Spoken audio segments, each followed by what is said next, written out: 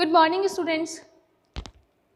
Nuclear physics की हमारी unit first चल रही है और हम लोगों ने लास्ट टाइम यूनिट फर्स्ट के अंदर रदरफोर्ड का प्रकीर्णन सूत्र देखा या फिर रदरफोर्ड स्कैटरिंग फॉर्मूला पढ़ा। स्टूडेंट हमारी जो लास्ट क्लास थी उसमें हमने पढ़ा कि रदरफोर्ड प्रकीर्णन सूत्र क्या है, और उससे भी पहले अगर हम बात करें तो हम लोगों ने ये देखा कि जो रदरफोर्ड थे उन्होंने अपने एक्सपेरिमेंट में जो भी बात हम लोगों को बताना चाहिए वो बेसिकली इस तरीके से थी कि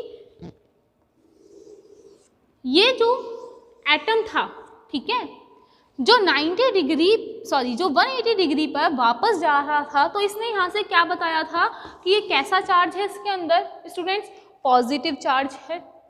और उसने कहा था कि कुछ जो स्पेस होता है, ये जो स्पेस दिख रहा है, उसने कहा रदरफोर्ड ने कि अंदर का कुछ स्फीयर कैसा होता है, ब्लैंक होता है, उसमें कुछ ही नहीं होता, ना पॉजिटिव होता है और ना ही नेगेटिव चार्ज होता है।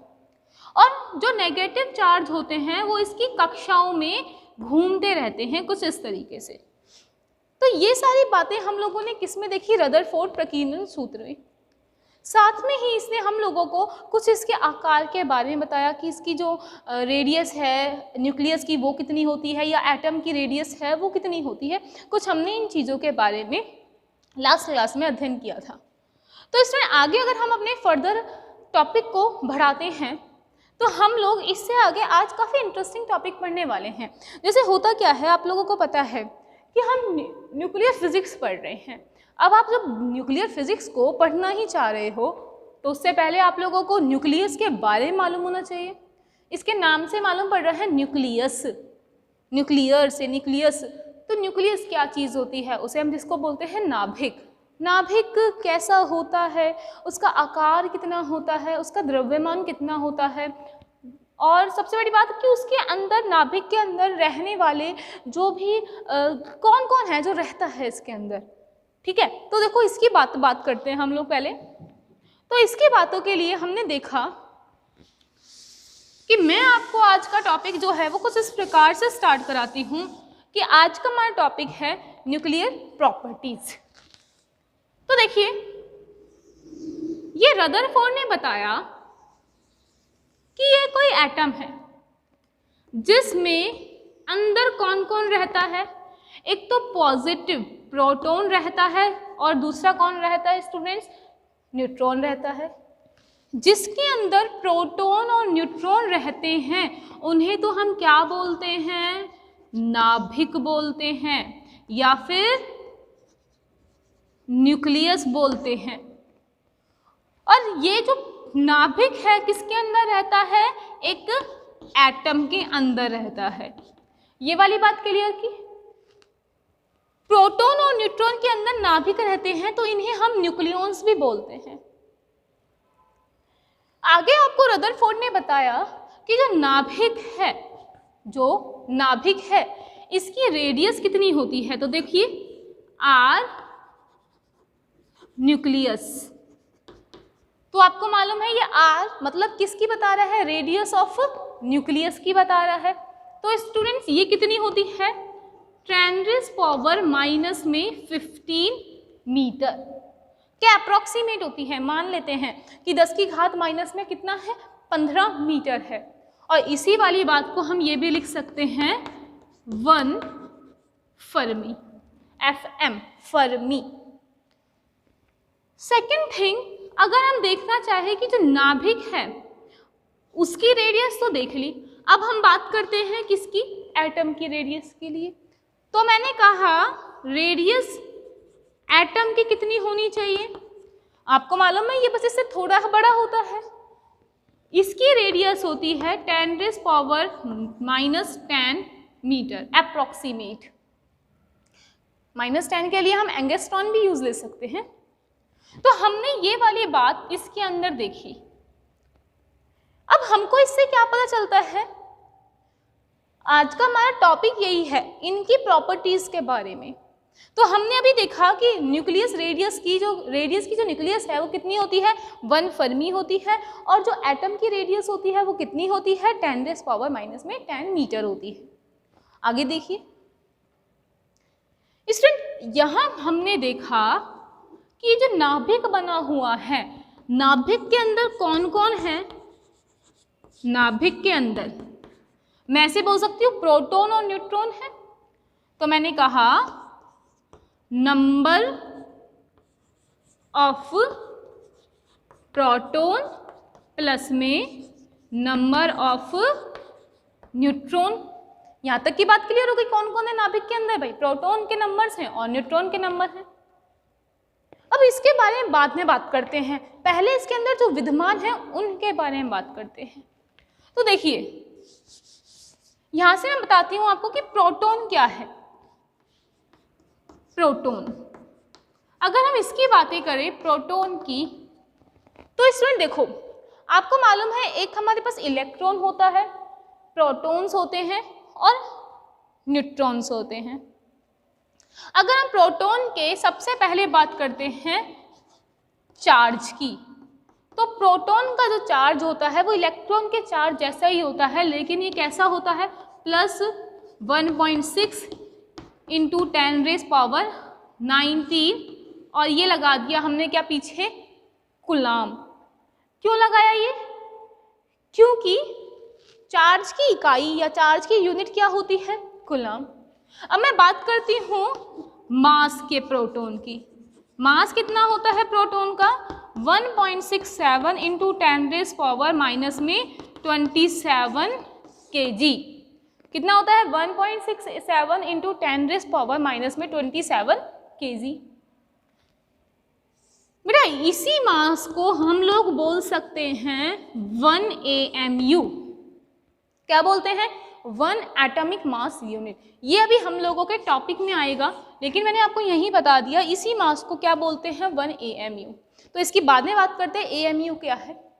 तो अभी आपको क्या समझ आया, प्रोटॉन, प्रोटॉन का चार्ज कितना होता है और प्रोटॉन का मास कितना होता है। तो प्रोटॉन का मास याद रखना 1.67 × 10⁻⁻17 कूलाम होता है, सॉरी किलोग्राम होता है। अब हम बात करते हैं प्रोटॉन का सिंबल क्या होता है। तो देखिए प्रोटॉन का सिंबल, इसलिए प्रोटॉन को हम लोग कंपेयर कर सकते हैं, किससे कंपेयर कर सकते हैं, एक हाइड्रोजन के एटम से। आपको पता है कि जो एक हाइड्रोजन का एटम होता है वो क्या होता है, 1H होता है, 1H हाइड्रोजन का एटम।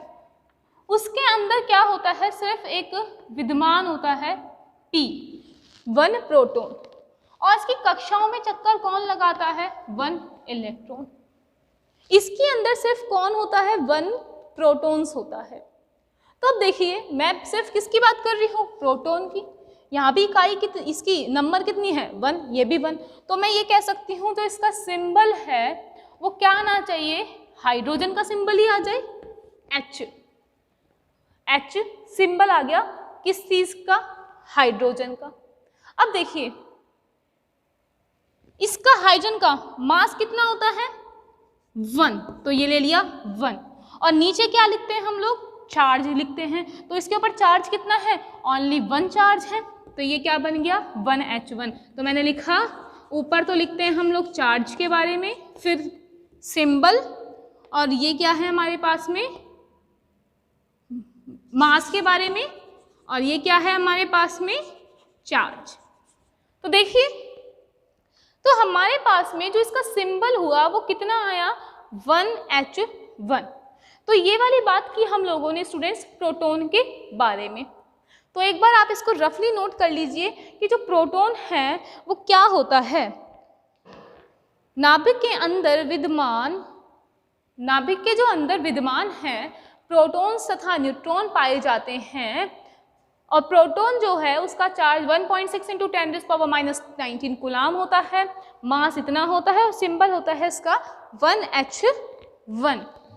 स्टूडेंट आगे हम बात करते हैं नाभिक के अंदर कौन मिलता है, न्यूट्रॉन। तो हम न्यूट्रॉन की बात करते हैं। देखिए जो न्यूट्रॉन होता है उसका आपको मालूम है, न्यूट्रॉन आपको पता है कि जो न्यूट्रॉन होता है उसका चार्ज कैसा होता है, जीरो। न्यूट्रॉन में चार्ज जीरो होता है। मास जो होता है इसका भी approximate, not equal, approximate 1.67 into 10⁻⁻27 kg ही होता है। इवन न्यूट्रॉन का जो मास है वो प्रोटॉन के मास से ज़्यादा होता है, पॉइंट्स में कुछ ज़्यादा होता है। और इसका जो सिंबल होता है, सिंबल अभी मैंने बताया आप लोगों को कि ऊपर किसको लिखते हैं, मास को लिखते हैं, फिर जिसके बारे में लिख रहे हैं न्यूट्रॉन, और नीचे लिखते हैं किसके बारे में, चार्ज के बारे में। तो देखिए इसका मास कितना होता है न्यूट्रॉन का, 1 n, और चार्ज कितना है इसका, 0। तो न्यूट्रॉन को बोल सकते हैं हम लोग 1, इसके लिए 0 n 1। तो हमने अभी पढ़ा हमारे पास में कि न्यूट्रॉन क्या होता है और प्रोटॉन क्या होता है। तो स्टूडेंट्स ये जो न्यूट्रॉन और प्रोटॉन्स हैं ये किस में पाए जाते हैं, नाभिक के अंदर। इसको पढ़ना क्यों कंपल्सरी था, क्योंकि हम पढ़ किसके बारे में, स्टडी किसके बारे में कर रहे हैं, न्यूक्लियर फिजिक्स के बारे में, जिसमें हम न्यूक्लियस के बारे में भी करेंगे। और न्यूक्लियस के अंदर कौन रहता है विद्यमान, प्रोटॉन और न्यूट्रॉन की संख्याएं रहती हैं विद्यमान इसके अंतर्गत। आगे हम लोग बात करते हैं कि नाभिक की जो परमाणु का ये जो नाभिक है, हमें दिख रहा है नाभिक जिसके अंदर कौन रहता है विद्यमान, प्रोटॉन और न्यूट्रॉन। तो जो परमाणु का जो नाभिक है, परमाणु का जो नाभिक है उसे बेसिकली 2 टाइप्स में क्लासिफिकेशन कर रखा है। कैसे कर रखा है, एक तो स्थायी नाभिक, स्थायी नाभिक, और सेकंड होता है रेडियो एक्टिव नाभिक। स्थायी नाभिक और रेडियो एक्टिव नाभिक। तो स्थायी नाभिक के नाम से ही हम लोग देख सकते हैं, नाम से ही कंफर्म हो रहा है, एक ऐसा नाभिक जो समय के साथ में बिल्कुल भी परिवर्तित ना हो। वो कैसा रहेगा, स्थायी रहेगा। ऑब्वियस सी बात है, अगर वो परिवर्तित हो रहा है तो उसे हम क्या बोल देंगे, अस्थायी। लेकिन हम बात किसकी कर रहे हैं, स्थायी नाभिक की। और सेकेंड हम बातें करते हैं रेडियो एक्टिव के बारे में। तो रेडियो एक्टिव कौन सा होता है, स्टूडेंट रेडियो एक्टिव के बारे में आप फर्दर पढ़ेंगे जब हमारी यूनिट 1 और 2 हो जाएगी कंप्लीट, तब हम रेडियो एक्टिव के बारे में पढ़ते हैं। उसमें यह होता है कि रेडियो एक्टिव नाभिक स्वतः ही विघटित होता रहता है। क्या है, स्वतः ही विघटित, स्पॉन्टेनियस वाली बात करता है ये।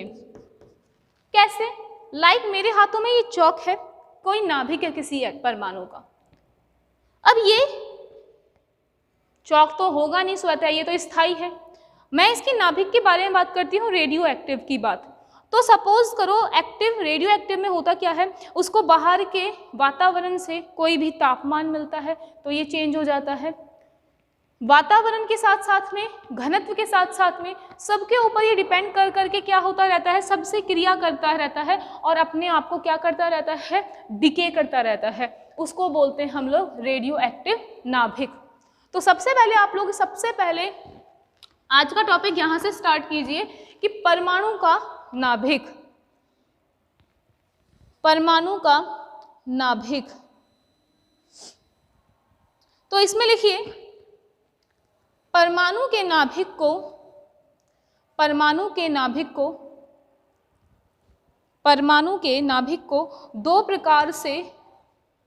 दो प्रकार से वर्गीकृत किया जाता है। परमाणु के नाभिक को 2 प्रकार से वर्गीकृत किया जाता है। पहला लिखिए स्टूडेंट्स स्थायी नाभिक और सेकेंड लिखिए रेडियो एक्टिव नाभिक। स्थायी नाभिक और सेकेंड लिखिए रेडियो एक्टिव नाभिक। तो स्थायी नाभिक के अंतर्गत लिखिए, स्थायी नाभिक के अंतर्गत लिखिए, स्थायी नाभिक अनंत काल तक अपरिवर्तित रहता है। स्थायी नाभिक अनंत काल तक अपरिवर्तित रहता है। स्थायी नाभिक अनंत काल तक अपरिवर्तित रहता है। और सेकेंड लिखिए रेडियो एक्टिव नाभिक। रेडियो एक्टिव नाभिक के अंतर्गत लिखिए रेडियो एक्टिव नाभिक, रेडियो एक्टिव नाभिक स्वतः ही, रेडियो एक्टिव नाभिक स्वतः ही विघटित होता रहता है। रेडियो एक्टिव नाभिक स्वतः ही विघटित होता रहता है। रेडियो एक्टिव नाभिक स्वतः ही विघटित होता रहता है।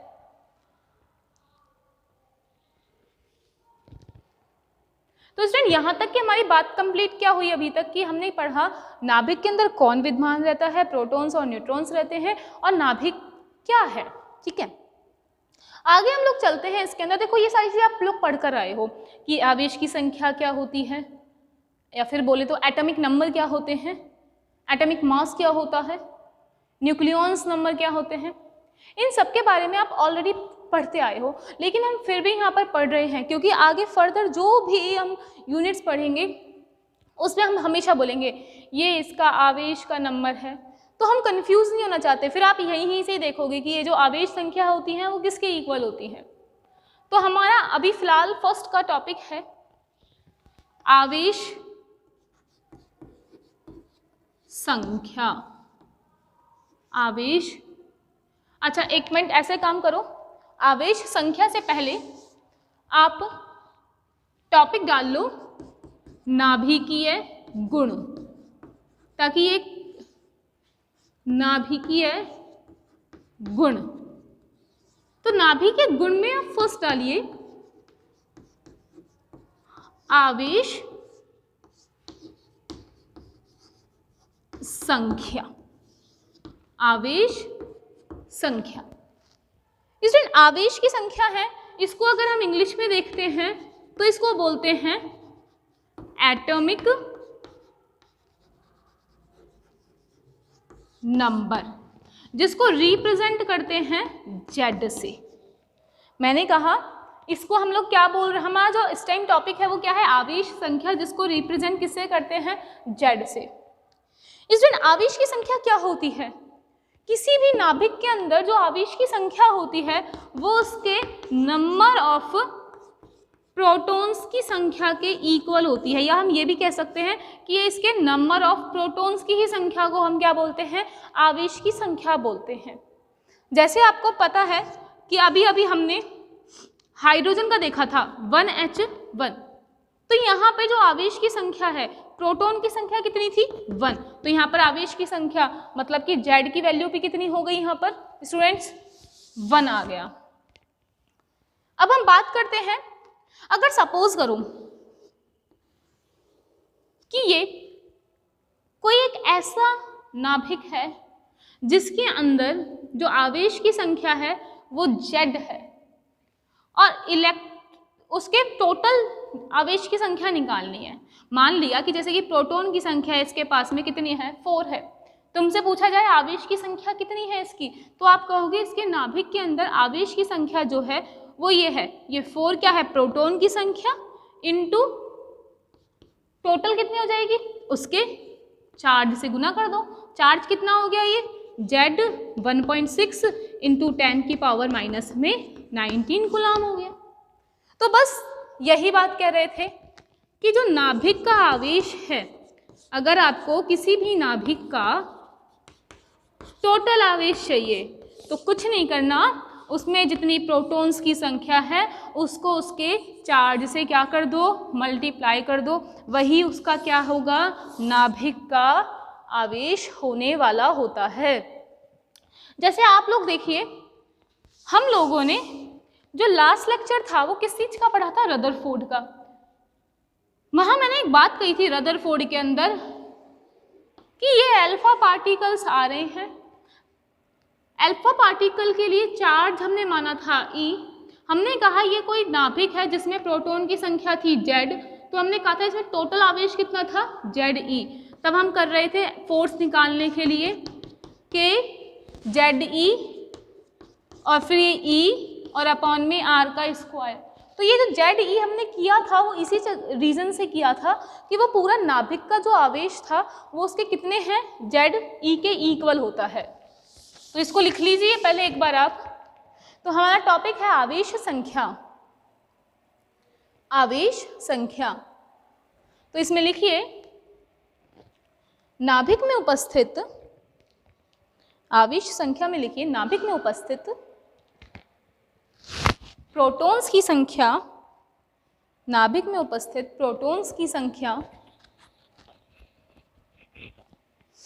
नाभिक में उपस्थित प्रोटॉन की संख्या आवेश संख्या होती है। इंग्लिश मीडियम वाले लिख लेंगे इसके अंदर कि आवेश की संख्या क्या होती है, number of protons in present nucleus. आगे लिखिए यहाँ पे नाभिक का जो आवेश है वो कितना हो जाएगा स्टूडेंट्स, ZE। नाभिक का आवेश कितना हो जाएगा, ZE। अच्छा, Z का तो आप लोगों को पता ही है, नंबर ऑफ प्रोटॉन्स हैं और टोटल आवेश निकालने के लिए मल्टीप्लाई कर देंगे 1.6 इंटू 10⁻19 से। तो इसको पूरा लिख लीजिए, Z 1.6 इंटू 10⁻⁻19 और ये क्या है, कूलाम। चार्ज को हम लिखते हैं कूलाम में। तो इसको देखिए, इसको लिखने के बाद में नीचे लिखिए, नीचे एक पैराग्राफ के अंदर लिखिए, चेंज करके लिखना लाइंस, आवेश संख्या Z, लिखते रहिए, आवेश संख्या Z को आवेश की, आवेश संख्या Z को आवेश की मूल इकाई, आवेश संख्या Z को आवेश की मूल इकाई E is equal to 1.6 into 10⁻⁻19। E is equal to 1.6 into 10⁻⁻19 से गुणा करने पर नाभिक का आवेश प्राप्त होता है। नाभिक का आवेश प्राप्त होता है। तो इसके लिखने के बाद में आगे चलते हैं हम लोग हमारा टॉपिक की तरफ। आवेश संख्या हुई अब हमारे पास में। अब हमारा जो नेक्स्ट है इसके अंदर वो है mass number. Mass number in the sense द्रव्यमान संख्या। तो हमारा जो सेकंड है वो है द्रव्यमान संख्या। इसमें द्रव्यमान संख्या को हम शो करते हैं ए से। अच्छा, इंग्लिश के लिए देखिए मास नंबर, मास नंबर। तो द्रव्यमान संख्या क्या है, हमें अभी पता था कि ये क्या होता है, कोई नाभिक होता है, कोई एटम होता है, इसके अंदर कोई भी क्या है, नाभिक, जिसमें नंबर्स क्या हैं, प्रोटॉन और न्यूट्रॉन के। मुझे क्या पूछना है, द्रव्यमान संख्या, सिर्फ हम संख्या के बारे में बात कर रहे हैं। तो इसमें संख्या के लिए हमने क्या किया, ये जो प्रोटॉन है और ये जो न्यूट्रॉन है, अगर ये प्रोटॉन कितने हैं, न्यूट्रॉन कितने हैं, हमें नहीं पता, तो हम ये लिख सकते हैं द्रव्यमान संख्या is equals to number of protons plus number of neutrons. Number of protons equal number of protons plus number of neutrons, इसको लिख सकते हैं हम। मतलब कि द्रव्यमान संख्या क्या होती है किसी भी चीज़ की, उसके नाभिक में जितने भी प्रेजेंट है प्रोटॉन और न्यूट्रॉन, उनको ऐड कर दो तो वो क्या होता है, द्रव्यमान संख्या, जिसे बोलते हैं मास नंबर। और उसको रिप्रेजेंट किससे करते हैं हम लोग, कैपिटल ए से। तो देखिए सेकंड लिखिए द्रव्यमान संख्या। और फ्रेंड इसको अगर मैं इक्वल करके बोलूँ ना, number of protons plus number of nucleons, इसको हम लोग ये बोल सकते हैं number of nucleons, number of nucleons. तो इसमें आप टॉपिक डालिए द्रव्यमान संख्या, द्रव्यमान संख्या। तो इसमें लिखिए द्रव्यमान संख्या के अंतर्गत लिखिए यह नाभिक में उपस्थित, यह नाभिक में उपस्थित, यह नाभिक में उपस्थित न्यूक्लियॉन की संख्या, यह नाभिक में उपस्थित न्यूक्लियनों की संख्या, न्यूक्लियनों की संख्या मतलब कि अंदर ब्रैकेट में लिख देना, अर्थात number of protons plus number of neutron और ब्रैकेट बंद। तो इसमें लिखिए ये नाभिक में उपस्थित न्यूक्लियनों की संख्या ब्रैकेट ओपन अर्थात number of proton plus number of neutron bracket close के बराबर होती है। यह नाभिक में उपस्थित number of protons and number of neutrons के बराबर होती है, के बराबर होती है। तो स्टूडेंट इसके बाद में हम लोग चलते हैं कुछ इस तरीके से कि द्रव्यमान संख्या की हमारी बातें हो गई क्लियर। अब हम बात करते हैं मास के बारे में, मास के बारे में। तो देखिए नाभिकीय गुण के अंदर हम जो थर्ड लेके चल रहे थे वो क्या है हमारा मास, जिसे हम बोल सकते हैं द्रव्यमान। तो स्टूडेंट्स हम लोग पढ़ क्या रहे हैं, नाभिकीय गुण पढ़ रहे हैं, तो हमें मास भी किसका चाहिए, नाभिक का चाहिए। तो देखिए आपको पता है किसी भी नाभिक के अंदर क्या क्या प्रेजेंट होता है, प्रोटॉन्स की संख्या और न्यूट्रॉन्स की संख्या। अब अगर मैं प्रोटॉन की संख्या और न्यूट्रॉन की संख्या को दोनों को अगर ऐड करके उसको टोटल मास से मल्टीप्लाई कर दूं तो क्या आ जाएगा, द्रव्यमान। जैसे देखिए ये क्या है, एटम, इसके अंदर कौन कौन प्रेजेंट है, प्रोटॉन और न्यूट्रॉन। मुझे क्या चाहिए, द्रव्यमान चाहिए ना। तो द्रव्यमान, टोटल द्रव्यमान कितना होगा, पहले मुझे ये देखना होगा कि टोटल न्यूक्लियॉन्स कितने हैं। तो मैं ऐसे लिख सकती हूँ number of nucleons, number of nucleons into, अगर जैसे यहाँ पे प्रोटॉन की संख्या और न्यूट्रॉन की संख्या दोनों को ऐड करा तो क्या बना, number of nucleons. Number of nucleons को जब मिला तो एक न्यूक्लियॉन की वैल्यू कितनी होती है, अभी मैंने आपको बताया था कि प्रोटॉन्स के लिए 1.67 इंटू 10⁻⁻27 किलोग्राम को हम क्या बोल रहे थे, 1 AMU। अगर मैंने 1 AMU से इन सब को गुना कर दिया तो ये सबके लिए आ जाएगा टोटल द्रव्यमान। तो यही होता है क्या, द्रव्यमान। या इसे ऐसे बोल सकते हैं number of protons plus number of electrons multiply by 1 AMU, 1 AMU। तो स्टूडेंट्स इसको लिखिए आप सबसे पहले, और 1 AMU की वैल्यू कितनी होती है मैं वो भी लिख देती हूँ, 1.67 इंटू 10⁻⁻27 किलोग्राम वैल्यू होती है 1 AMU की। मतलब कि अगर आप प्रोटॉन और न्यूट्रॉन की संख्या दोनों को अगर ऐड करते हो और इससे मल्टीप्लाई कर देते हो तो आपको क्या मिलता है, मास मिलता है। ये वैल्यू किस में है, किलोग्राम के अंदर है, और ये किस में है, एटॉमिक मास यूनिट में है। AMU को बोलते हैं एटॉमिक मास यूनिट। तो आप सबसे पहले इसमें लिखना स्टार्ट कीजिए। यहाँ से आपको पता चल रहा होगा कि जो ये द्रव्यमान है वो बेसिकली इस पूरे उसका जो द्रव्यमान है वो मिडल में ही क्या होता है, कंसंट्रेट होता है। तो आप टॉपिक डालिए नाभिक के गुण के अंदर थर्ड मास, मास को लिखिए द्रव्यमान,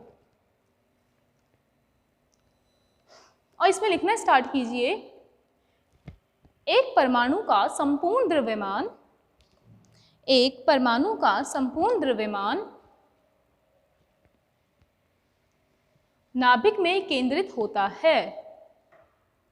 एक परमाणु का संपूर्ण द्रव्यमान नाभिक में केंद्रित होता है।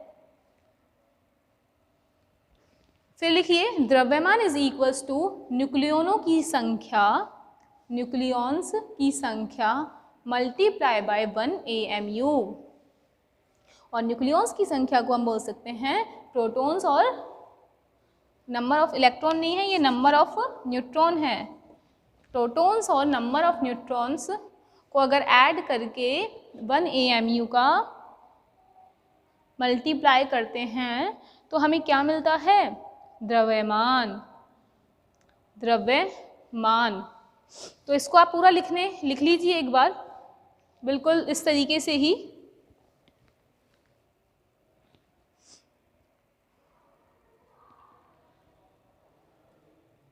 तो स्टूडेंट आगे इसके बाद हम लोग आगे फर्दर हम द्रव्यमान से मूव होते हुए अपने टॉपिक की तरफ और चलते हैं। जो हमारा जो नेक्स्ट टॉपिक है वो बेसिकली ये है AMU क्या होता है। यहाँ जो मैंने लिखा हुआ है 1 AMU, तो मैं इसी के बारे में डिस्कस करना चाहती हूँ कि AMU क्या होता है। तो आप इसको नाभि के गुण के टॉपिक में मत डालना कि भाई ये 4th है कि 5th है, ये मैं मास के अंदर ही चल रहा है, ठीक है। तो हमारा जो टॉपिक है वो क्या है? 1 AMU। तो स्टूडेंट देखो, समझने की कोशिश करना 1 AMU क्या होता है। इसको पहले पूरा लिखते क्या है, AMU को क्या बोलते हैं? Atomic mass unit. ये बना AMU से atomic mass unit. Atomic mass unit जो होती है, एक बार देखिए, हम इसको हमारी 9th क्लास से वैसे तो पढ़ते आए हैं कि सपोज करो ये कार्बन है, क्या है? एक C12। जो कार्बन है स्टूडेंट्स, आप सभी लोगों को पता है कि जो कार्बन है उसका एटॉमिक मास कितना होता है स्टूडेंट्स? 12 होता है, ठीक है। अब एटॉमिक मास यूनिट क्या होती है? जैसे सपोज करो ये कार्बन है, मैं इसके 12 टुकड़े कर देती हूँ। ये बना 1 2 3 4 5 6 7 8 9 10 11 एंड 12, मतलब ये 12 बने टोटल। कार्बन जो 12 है, मतलब पहले 1 AMU है, वो क्या होता है? जो कार्बन 12 है उसका कोई भी एक हिस्सा ले लिया मैंने, 12 में से सिर्फ किसको ले लिया? एक हिस्से को ले लिया। वापस बोल रही हूँ, एटॉमिक मास यूनिट क्या होती है? अगर कार्बन 12 के सिर्फ एक ही हिस्से को ले लिया, उसी को ये बोलते हैं 1 AMU, एटॉमिक मास यूनिट। मैं वापस लिख सकती हूँ, देखो यहाँ पे C12 के 1/12 भाग को 1 AMU कहते हैं। मैंने कहा C12 के 1/12 भाग को 1 AMU कहते हैं। स्टूडेंट ये क्वेश्चन यहाँ से अराइज होता है कि यहाँ से C12 ही क्यों लिया? मैडम बहुत सारे तत्व हो सकते हैं, नाइट्रोजन हो सकता है, ऑक्सीजन हो सकता है, हम कार्बन के ही क्यों ले रहे हैं? ऑब्वियस ही बात, पहले साइंटिस्ट ने ये ऑक्सीजन नाइट्रोजन इनके सबके साथ में करके देखा था ये सारा काम, लेकिन जब नाइट्रोजन ऑक्सीजन इनके सबके साथ में करके देखा तो उन्हें पता चला कि 1 AMU के इक्वल इसकी यूनिट नहीं बैठ रही थी। एक्चुअली आप लोगों ने ये 11th क्लास में पढ़ा होगा 1 AMU क्या होता है, एटॉमिक मास यूनिट क्या होता है। किसी भी चंद्रमा से सूर्य की दूरी देखना, पढ़ना उसके अंदर, तो 1 AMU पहले से फिक्स हो गया था, लेकिन अब हमें इसको डिफाइन करना था। तो हमने देखा कि 1 AMU जो था वो बेसिकली क्या था, कार्बन 12 के जो 1/12 जो भाग था ना, उसके लिए डिफाइन किया गया था ओनली। तो हम इसके लिए एक फॉर्मूला क्रिएट कर सकते हैं कि फॉर्मूला क्या बना हमारे पास में, एक AMU का C12 के C12 के एक एटम का द्रव्यमान अपॉन में 12, मतलब 12वां भाग है ना, तो उसने लिख दिया मैंने 12। तो देखिए अब हम इसको डिफाइन करते हैं। 1 AMU आया कैसे हमारे पास में, यहाँ तक पहले लिख लीजिए, फिर आगे देखिए यहाँ से कि मैंने लिखा 1 AMU इज टू C12 के एक एटम का द्रव्यमान अपॉन में 12। तो स्टूडेंट इससे पहले हमारे पास आए थे कौन, एवोगैड्रो। उन्होंने बताया था कि जो एटॉमिक मास होता है किसी भी एलिमेंट का, एटॉमिक मास जो होता है किसी भी एलिमेंट का वो कितना होता है, एटॉमिक मास जो होता है किसी भी एलिमेंट का वो एवोगैड्रो की संख्या के बराबर होता है, जिसे हमने कहा 6.023 इंटू 10⁻23 एटम्स। इसका मतलब पता है क्या है, जैसे ही मेरे पास में चौक है, ये चौक का अगर मैं एक सेम आयतन लेती हूँ, मतलब कि सपोज करो ये दो जो चौक हैं वो सेम आयतन में हैं, तो इनके अंदर जो प्रेजेंट परमाणुओं की संख्या होगी वो कितनी होगी, ये पूरी होगी। सेम आयतन के अंदर परमाणुओं की जो प्रेजेंट संख्या होती है वो किसके बराबर होती है, एवोगैड्रो नंबर्स के बराबर होती है। तो सेम कार्बन 12 के अंदर भी टोटल कितने होंगे, इस वाले के अंदर भी इतनी संख्याएं होंगी। मुझे इसका कितना चाहिए, 12वां भाग चाहिए। तो मैंने क्या किया, एक एटम के लिए क्या करेंगे, इसको इसके 12वें भाग से डिवाइड कर देंगे। तो 6.023 इंटू 10⁻23 अपॉन में इसको क्या कर दिया हमने 12 से डिवाइड कर दिया। अब जब हमने इसको 12 से डिवाइड करा, इसको हमने, एक सेकेंड यहाँ पे लिखती हूँ थोड़ा सा, देखिए हमें अब ये किसका है, टोटल का है, मुझे 12वें का चाहिए, ठीक है। तो एक एटम के लिए हमने क्या कर दिया, इसके 12 के लिए 12 अपॉन में 6.023 इंटू 10⁻23 कर दिया, ठीक है। अब ये एक एटम आ गया। अब यहाँ से देखो फॉर्मूले के अंदर से देखिए, एक एटम के लिए ही तो चाहिए था, तो 1 AMU is equal to C12 के एक एटम का द्रव्यमान। तो एक एटम का द्रव्यमान कितना है, ये द्रव्यमान एक एटम का है इसके। तो इसको क्या कर दिया, उस फॉर्मूले की जगह पुट कर दिया C12 की जगह। तो देखो C12 के लिए 12 अपॉन में 6.023 इंटू 10⁻23 मल्टीप्लाई बाय 12 से 12 कैंसिल हो गया। तो स्टूडेंट यहाँ से हमने देखा कि जो इसका आंसर आता है, इसका आंसर कितना आया 1 AMU का। इसको जब हमने डिवाइड किया और इसको फाइंड आउट अगर हम करने लग गए तो इसकी वैल्यू आई किलोग्राम में। 1 AMU is equal to 1.67 into 10⁻⁻27 kg। ये इसकी किसकी आई है वैल्यू, 1 AMU की वैल्यू आई है। तो ये वाली वैल्यू आप लोगों को लर्न होनी चाहिए। 1 AMU की वैल्यू 1.67 इंटू 10⁻⁻27 kg होती है। और इसी तरीके से अगर मैं एनर्जी के लिए निकालती हूँ 1 AMU इज इक्वल टू वो होता है 93.1 mega. 1 AMU is equal to 93.1 mega electron volt upon M C का स्क्वायर, ये आती है इसके लिए हमारे पास में टोटल टर्म। तो स्टूडेंट अभी हमने क्या पढ़ा कि जो 1 AMU है ये क्या होते हैं, 1 AMU के बारे में हम लोगों ने पढ़ा। इसके बाद फर्दर हम लोगों ने अभी तक नाभिकीय गुण, 3 नाभिकीय गुण की चर्चा कर ली है। नेक्स्ट हम जो भी स्टार्ट करते हैं, इसके बाद हम पढ़ेंगे इसकी त्रिज्या वगैरह के बारे में। तो ये टॉपिक हम नेक्स्ट टाइम स्टार्ट करते हैं, हमारा नेक्स्ट क्लास में स्टार्ट करते हैं। आज हमने 3 टॉपिक कंप्लीट किए हैं, आवेश संख्या, द्रव्यमान संख्या और AMU के बारे में। तो स्टूडेंट AMU का थोड़ा सा ये वाला पॉइंट ध्यान रखना है और ये वाला पॉइंट ध्यान रखना है।